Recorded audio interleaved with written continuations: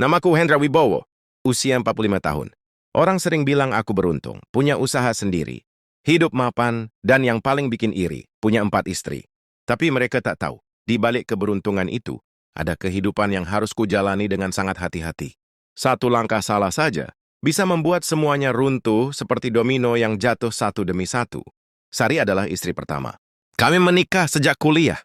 Dia yang menemaniku dari nol, dari kos sempit, mie instan tiap malam, sampai akhirnya punya kantor kecil dengan 3 pekerja. Sari wanita kuat, cerdas, dan penuh kasih, tapi juga diam dan pendam. Menerima apapun tanpa banyak tanya. Nia, istri kedua, datang dari keluarga terpandang. Awalnya kami dijodohkan. Aku ragu, tapi orang tua memaksa. Nia lembut, pandai bicara, pintar menjaga citra. Tapi hubungan kami datar. Nyaman, tapi tak bergelora. Seperti teh manis yang lama tak diaduk, ada rasa, tapi tak mengaduk hati. Della, istri keempat, masih muda, 27 tahun. Bertemu di sebuah proyek branding. Dia influencer kecil, pintar merayu, pandai bersolek. Aku tak menyangkal, kehadirannya adalah pelarian. Muda segar dan membawa warna dalam hidupku yang penat. Tapi istri ketiga, Rani, adalah badai dalam tenangku. Dan badai itu mulai mengacaukan segalanya. Rani adalah mantan klien. Janda 1 anak. Pertama kali bertemu, dia minta bantuanku untuk merenovasi rumahnya. Cara bicaranya lugas, penuh arah. Matanya tajam, senyumnya menggoda, dan dia tahu dia menarik. Kami mulai intens. Awalnya hanya diskusi pekerjaan, tapi perlahan berubah jadi percakapan larut malam. Tentang hidup, tentang luka, tentang cinta yang tak pernah selesai. Dia bilang, aku nggak butuh pria kaya. Aku butuh pria yang bikin aku ngerasa hidup. Aku terlena. Pernikahan kami terjadi cepat. Dia tahu aku punya istri. Tapi Rani bilang dia tak peduli selama aku adil. Namun, definisi adil di matanya jauh berbeda. Setiap kali aku datang ke rumah Rani, suasananya selalu seperti malam pertama. Dia dandan maksimal. Baju tidur tipis, lilin aromaterapi, musik lembut, dan senyuman penuh ajakan. Tapi tiap malam bersamanya bukan hanya tentang cinta. Itu tentang tuntutan. Aku maunya kamu jatuh terus, Mas. Bukan sekali, bukan 2, berkali-kali. Kamu harus bikin aku puas, lahir batin. Aku mencoba memenuhinya. Tapi tubuh punya batas. Rani seolah tak pernah kehabisan energi. Malam-malam kami jadi medan ujian bukan hanya untukku, tapi juga untuk logikaku. Aku sempat mencoba menolak halus. Ran, aku juga harus adil sama yang lain. Tapi dia malah marah. Kamu pikir aku nggak tahu kamu ke Della buat hiburan? Ke Sari buat ketenangan? Terus aku dapat apa? Cuma sisa? Aku juga butuh jadi yang utama. Pelan-pelan, Rani mulai bermain kasar. Dia kirim pesan ke Sari. Mbak, tahu nggak? Semalam Mas Hendra tidur di pelukanku. Berkali-kali jatuh. Kalau cuma jadi istri sabar tapi nggak punya gairah, percuma. Dia DM Della pakai akun fake, menyindir soal istri muda yang cuma bisa selfie tapi nggak bisa manjain suami. Dan yang paling parah, dia mulai merekam tanpa sepengetahuanku. Lihat video ini, kamu tidur pulas banget setelah jatuh 2 kali. Aku bisa viralkan. Biar semua tahu siapa yang kamu cari saat kamu benar-benar butuh. Saat itu aku mulai takut. Bukan cuma takut kehilangan rumah tangga, tapi takut kehilangan diriku sendiri. Suatu malam, aku benar-benar jatuh. Bukan dalam pelukan, tapi jatuh pingsan. Tubuhku lelah. Tekanan darah naik. Aku kolaps di rumah Rani. Aku dilarikan ke rumah sakit. Dan saat aku terbangun, orang pertama yang kulihat adalah Sari. Duduk diam di sudut ruangan, menatapku dengan mata sayu. Kamu pikir kamu bisa bahagiakan semua orang, Andra? Kamu bahkan lupa bahagiain dirimu sendiri. Dia tidak menangis. Tapi aku tahu hatinya koyak. Nia datang kemudian, diam, tapi dingin. Dia hanya bilang, kalau kamu nggak bisa jadi imam yang adil, lebih baik pisahkan saja. Jangan buat semuanya saling benci. Della bahkan tak datang. Dia hanya kirim pesan singkat. Good luck, Mas. Kamu tahu mana yang benar. Rani, dia datang belakangan. Bawa bunga. Duduk dekatku. Dan seperti biasa, dengan senyum menggoda, dia bilang, kamu harus sembuh cepat. Aku masih belum puas. Saat itulah aku sadar. Aku mencintai Rani, tapi aku tidak bisa hidup bersamanya. 2 minggu setelah keluar dari rumah sakit, aku kumpulkan semua istri. Kami duduk dalam satu ruangan. Tanpa marah, tanpa teriak. Hanya kejujuran yang akhirnya keluar. Aku minta maaf. Aku bukan suami ideal. Aku terlalu rakus dalam cinta. Tapi sekarang aku tahu, cinta harus punya arah, bukan sekadar hasrat. Lalu aku panggil Rani secara pribadi. Ran, kamu wanita luar biasa. Tapi kamu butuh lelaki yang sepenuhnya milikmu. Aku tidak bisa memberimu itu. Karena sekarang aku sedang belajar menjadi milik diriku sendiri. Aku jatuhkan talak 1. Rani diam, lama, lalu mengangguk. Terima kasih. Mas, setidaknya kamu jujur sebelum semuanya benar-benar rusak.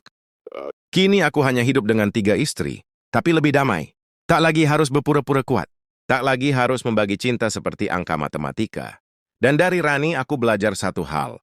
Gairah yang tak dikendalikan hanya akan melahap rumah yang kita bangun. Siapakah Rani? Namaku Rani. Usia 35 tahun. Aku janda. Dengan 1 anak laki-laki berusia 10 tahun. Arfan, suamiku dulu meninggal karena kecelakaan kerja. Kami hidup sederhana. Dan setelah kepergiannya, aku belajar jadi perempuan kuat.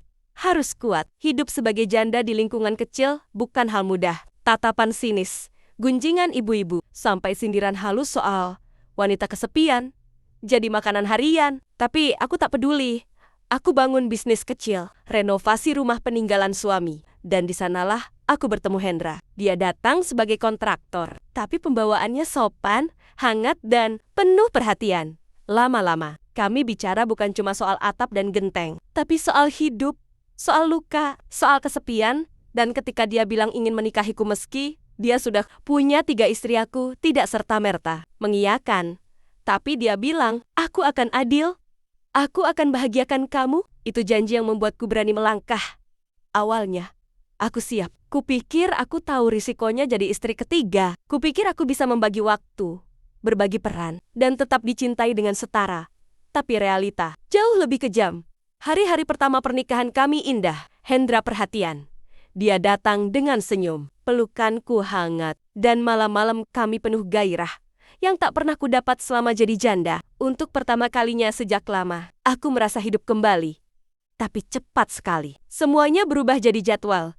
Minggu pertama, dia hanya datang 2 malam. Minggu berikutnya, cuma 1. Kadang, dia datang, tapi pikirannya ada di tempat lain. Aku tahu, tubuhnya ada di pelukanku, tapi hatinya entah di mana. Aku cemburu pada istri pertama yang dianggap setia, pada istri kedua yang punya status tinggi, pada istri keempat yang muda dan cantik. Aku hanya ingin dicintai, bukan dilupakan. Aku tahu aku salah, aku tahu aku mulai terlalu menuntut, tapi aku juga tahu, aku bukan robot tanpa rasa. Aku punya gairah, punya luka, dan aku butuh laki-laki yang benar-benar melihatku. Setiap malam dia datang. Aku lakukan yang terbaik. Kuku rawat tubuhku. Aku pelajari cara membuatnya puas. Tapi aku tidak ingin sekadar seks. Aku ingin bukti bahwa dia memilihku dengan sepenuh hati. Mas, aku nggak mau jadi istri formalitas. Aku mau jadi istri yang kamu kejar, yang kamu rindukan, yang kamu cari karena kamu butuh aku, bukan karena giliran. Tapi aku salah bicara. Sejak saat itu, dia mulai jaga jarak. Dan aku panik. Aku tahu semua jadwal istrinya. Aku tahu kapan dia ke rumah Dela. Aku tahu kapan dia ke Sari. Aku mulai mencari cara agar dia tetap datang padaku. Aku goda, aku rekam, aku bahkan ancam. Tapi bukan karena aku ingin menjatuhkannya. Aku hanya takut kehilangan. Ketika kau sudah kehilangan 1 cinta dalam hidupmu, kau akan melakukan apapun untuk mempertahankan yang berikutnya. Termasuk membuat kesalahan demi kesalahan. Dan akhirnya, aku kehilangan lagi. Hari dia menjatuhkan talak, aku tidak menangis. Tapi di dalam, aku hancur. Kamu butuh laki-laki yang sepenuhnya milikmu, Ron. Kalimat itu menamparku. Karena aku sadar, dia benar. Aku tidak pernah benar-benar ingin jadi istri ketiga. Aku hanya ingin jadi satu-satunya. Tapi aku terlalu takut sendiri. Terlalu ingin merasa dibutuhkan. Tapi kini, aku sendiri lagi. Dan anehnya, aku merasa lega. Hari ini, aku kembali jadi Rani yang dulu. Tapi lebih dewasa. Aku memperbesar bisnis kecilku. Fokus pada anakku, Arfan, yang selalu jadi alasan aku bertahan.